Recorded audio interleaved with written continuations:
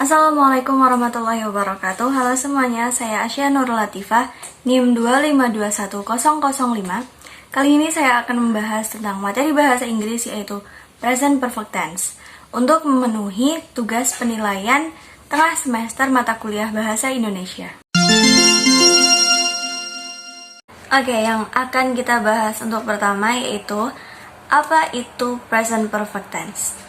Jadi, present perfect tense adalah sebuah tenses yang mengacu pada suatu tindakan atau keadaan atau pekerjaan yang dimulai pada masa lampau, masa lalu, namun masih ada kaitannya pada masa saat ini. Yang kedua, kapan present perfect tense digunakan? Jadi, present perfect tense digunakan dalam 3 situasi.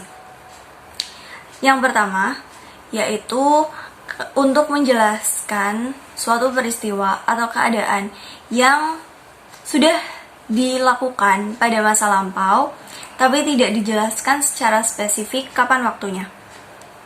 Hal ini bisa diketahui dari beberapa kata, yaitu contohnya ever, pernah, never, tidak pernah, already, sudah, kemudian yet, belum, kemudian still, masih, dan just, baru saja. Contohnya, she has already submitted her paper. Dia sudah menyerahkan makalahnya. Jadi di sini tidak dijelaskan secara spesifik kapan dia menyerahkan makalahnya. Hanya disebutkan bahwa dia sudah menyerahkan makalahnya. Situasi yang kedua, present perfect tense digunakan untuk menyatakan suatu peristiwa yang terjadi pada masa lampau, tapi masih berlangsung sampai saat ini. Hal ini bisa diketahui dari penggunaan kata since, sejak, dan for, selama. Contohnya, Lucy has been a worker in that bakery store since 2015. Artinya, Lucy telah menjadi pegawai di toko roti itu sejak tahun 2015. Jadi di sini dijelaskan bahwa Lucy telah menjadi pegawai di toko roti itu sejak.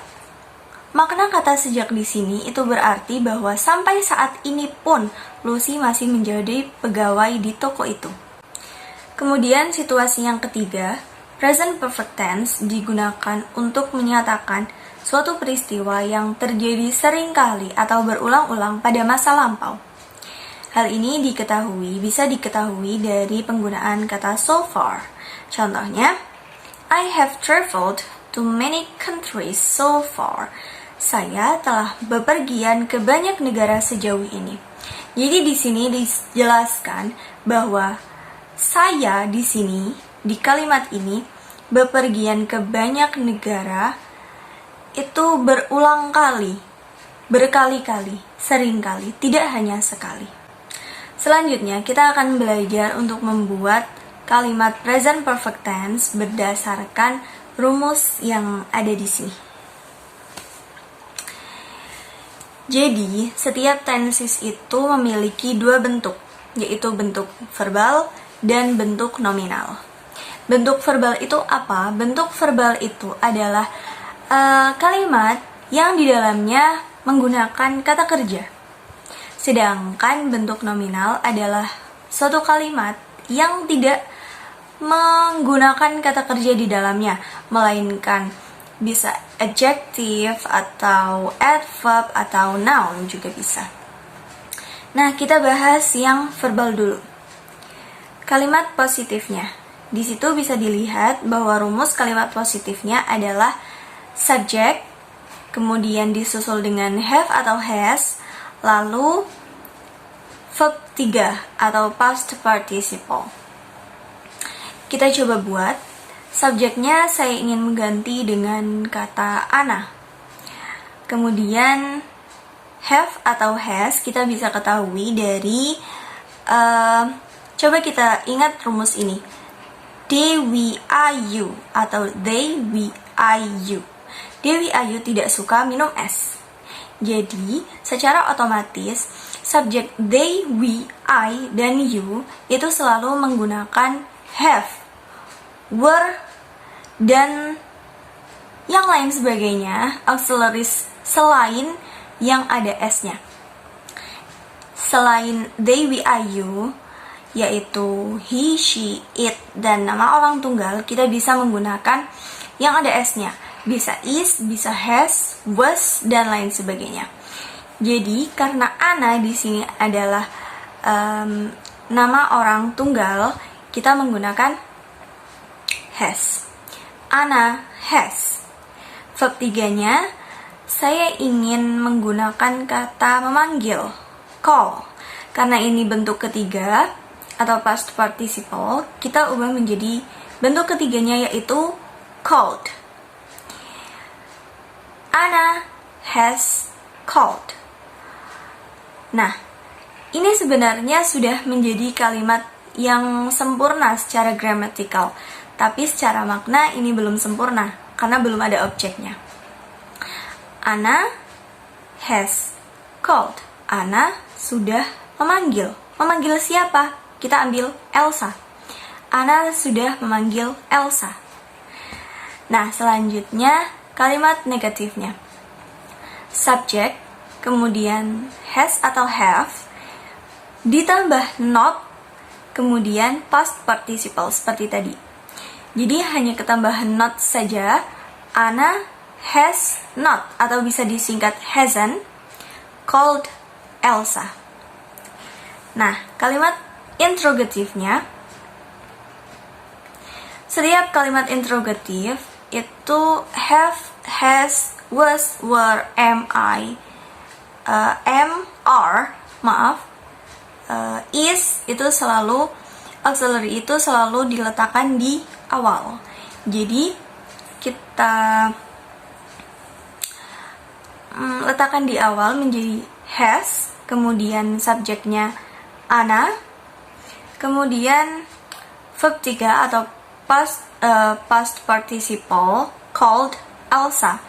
Has Anna called Elsa? Apakah Ana sudah memanggil Elsa? Lanjut ke kalimat nominalnya. Bisa dilihat rumusnya. Kalimat nominal itu ada positif, negatif, interrogatif sama. Bedanya kalimat nominal ini tidak menggunakan kata kerja, melainkan bisa menggunakan adjektif, kata sifat, atau kata keterangan, adverb, atau bahkan kata benda atau noun. Langsung saja kita buat contohnya. Kalimat positifnya dulu.